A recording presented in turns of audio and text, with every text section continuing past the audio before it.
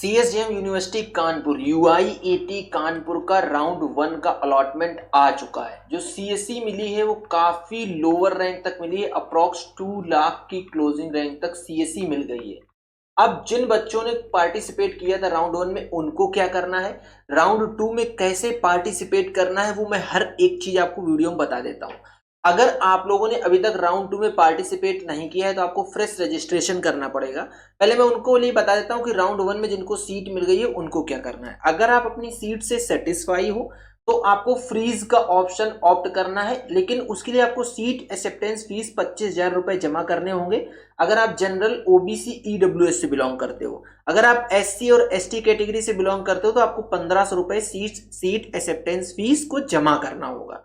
जब आप ये सीट एक्सेप्टेंस फीस जमा कर दोगे उसके बाद आपके लिए ऑप्शन मिलेगा कि आपको डॉक्यूमेंट वेरिफिकेशन कराने जाना होगा। कहां पे? यूआईटी कानपुर में, that means CSJM university Kanpur में जो है वहां जाना होगा।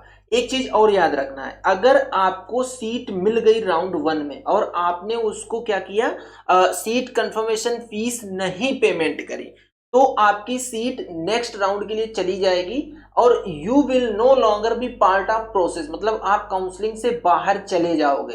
दैट मीन्स इन्होंने क्या किया है कि राउंड 1 में फ्री एग्जिट या ऐसा ऑप्शन नहीं दिया है आपको।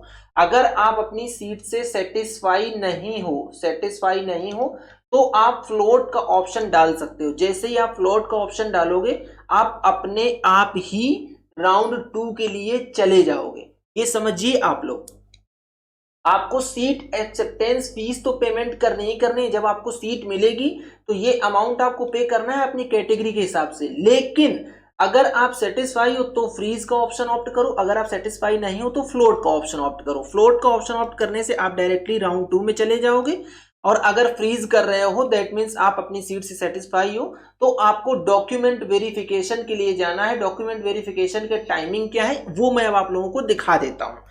इसी में बताऊंगा कि राउंड 2 का शेड्यूल क्या है। देखिए, online counselling for fresh candidates जो है वो राउंड 2 का दिखा रहा है आपका। देखिए, डॉक्यूमेंट वेरिफिकेशन के दिखाता हूं राउंड 1 का, ये है document verification for freeze candidate at UIT CSJM Kanpur. 21 मई 2026 को आपको डॉक्यूमेंट वेरिफिकेशन के लिए जाना है। इसके बाद जो फ्रीज कैंडिडेट है उनको बैलेंस फी सबमिशन जो करना है वो 21 से 25 मई 2026 के बीच में कर देना है। अगर आपका डॉक्यूमेंट वेरिफिकेशन में सारे डॉक्यूमेंट्स इनफ पाए जाएंगे तो आप उसके बाद बैलेंस फीस जमा कर सकते हो। जिन लोगों ने राउंड 1 में पार्टिसिपेट नहीं किया अब राउंड 2 में आना चाह रहे हैं उनके लिए अब यहां से शुरू होता है। अगर आपने राउंड 1 में फ्लोट का ऑप्शन दे दिया है तो आपको कुछ नहीं करना है। सीट एक्सेप्टेंस फीस पेमेंट करने के बाद फ्लोट कर दिया तो आप अपने आप राउंड 2 की तरफ चले जाओगे। अब जो फ्रेश रजिस्ट्रेशन होगा तो उसके लिए आपको रजिस्ट्रेशन फीस 1500 रुपए पेमेंट करनी होगी। 18 मई से 27 मई के बीच में आपको रजिस्ट्रेशन करना है। इसी में चॉइस फिलिंग करनी है, चॉइस को लॉक भी करना है। इसी में जो आपकी फीस है ये 1500 रुपए, ये नॉन रिफंडेबल होती है, आपको किसी भी कंडीशन में वापस नहीं मिलेगी। जो सेकेंड राउंड का सीट अलॉटमेंट होगा वो 29 मई 2026 को होगा। काफी लो रैंक तक यहाँ पे सीएससी मिल रही है। अगर आपकी काफी लो रैंक है और आपको कोर सीएससी ही चाहिए तो आपके लिए बेस्ट ऑप्शन है ये, और फीस भी ज्यादा नहीं है। अप्रॉक्स 1 लाख रुपए पर ईयर के आसपास फीस है। और अगर यहाँ के पैकेज या प्लेसमेंट की बात करें तो हाईएस्ट पैकेज जो ऑफर हुआ तो 9 से 10 एलपीए का ऑफर होता है हाईएस्ट पैकेज। यहाँ पे एवरेज आप 4 से 5 मान सकते हो, यहाँ का एवरेज निकल के आता है। Seat acceptance fees second round वालों को ही पे करनी होगी, वो 29 मई से 3 जून के बीच में करनी है। अगर आप उसमें भी फ्लोट का ऑप्शन ले रहे हो तो आप राउंड 3 के लिए चले जाओगे। अगर फ्रीज कर रहे हो, अपनी सीट से सेटिस्फाई हो तो डॉक्यूमेंट वेरिफिकेशन के लिए आपको कानपुर जाना है 5 जून को। अब इंपॉर्टेंट चीज ये आती है कि कौन कौन से डॉक्यूमेंट लेके जाने हैं, तो वो डॉक्यूमेंट्स आप लोगों को मैं दिखा देता हूं। यहाँ पे ये पूरी की पूरी लिस्ट है कि डॉक्यूमेंट्स आपको कौन कौन से लेके जाने हैं डॉक्यूमेंट वेरिफिकेशन के लिए UIT Kanpur, that means CSJM university Kanpur में आपको कौन कौन से डॉक्यूमेंट्स लेके जाने हैं। अच्छा, एक चीज और बता देता हूं आपको, अगर आप राउंड 2 में पार्टिसिपेट करना चाह रहे हो और आपको समझ नहीं आ रहा है कि किस तरीके से पार्टिसिपेट करें, आपकी रैंक पे कौन सी सीट मिल जाएगी, तो आप करियर सपोर्ट जेई के हेल्पलाइन नंबर पे व्हाट्सएप करो, आपकी पूरी की पूरी काउंसलिंग कर दी जाएगी, पूरी की पूरी काउंसलिंग करी जाएगी। पेड काउंसलिंग हम लोग ऑफर करते हैं, कोई बहुत ज्यादा महंगा पैकेज नहीं है हमारा, और आपको सीट आपकी रैंक पे जो बन रही होगी वो बेस्ट सीट दिलाई जाएगी। देखिए, ये भी काउंसलिंग की स्टार्टिंग है, तो आप लोग फर्स्ट राउंड में तुरंत फ्रीज मत कर देना, फ्लोट करके लेके जाना, तो आपको और अच्छी रैंक मिलने के हाई चांसेस रहेंगे। अब बात कर लेते हैं डॉक्यूमेंट के बारे में। 4 पासपोर्ट साइज फोटोग्राफ लेके जानी है, जेई मेन का एडमिट कार्ड लेके जाना है, जेई मेन का रैंक कार्ड लेके जाना है, अलॉटमेंट लेटर सीएसजेएमयू काउंसलिंग 2026 जो आपको सीट अलॉट होगी तो उसका अलॉटमेंट लेटर आएगा, 10th की मार्कशीट सर्टिफिकेट, 12th की मार्कशीट सर्टिफिकेट, टीसी या माइग्रेशन जो आपके लिए एप्लीकेबल हो। अगर आप स्टेट बोर्ड से हो तो ट्रांसफर सर्टिफिकेट लगेगा, अगर आप सीबीएसई हो तो माइग्रेशन लगेगा।